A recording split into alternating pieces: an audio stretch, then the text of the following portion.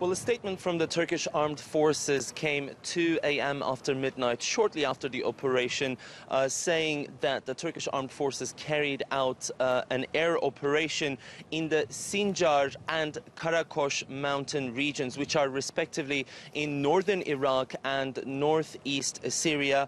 They also explained that they shot determined terror elements and targets in this operation without specifying what exactly they are, but they went on to explain that these two regions have been used by PKK to channel militants, weapons and explosives, which have been previously used in attacks against Turkish military outposts, and most recently in a bombing attack in the southeastern city of Diyarbakir. And I think this statement and this operation itself is most significant because it is the very first time that Turkey is actually carrying out an operation of its kind in the Sinjar mountain in northern Iraq.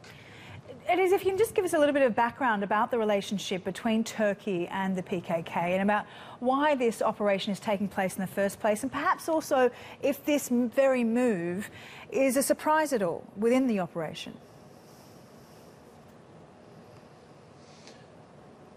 Well, all along it was known that the PKK was very proactive in that mountainous region called Sinjar, which is literally just across the border. And it was also known that this is one of their main operating bases, especially regarding attacks in Turkey. And Turkey warned the PKK multiple times. Obviously, it sees them, and not only Turkey, but the United States and European Union also sees PKK as a terror group. And they've warned repeatedly, along with the United States as well as the Kurdistan regional government, that the PKK should withdraw from that area immediately, a request that was never fulfilled. And for a while now, the PKK continued to clash with the other Peshmerga from the Kurdistan regional government from northern Iraq. And so it was a conflict zone there. But the reason why Turkey could never intervene, up until now at least, was because there was also a humanitarian case there. Remember,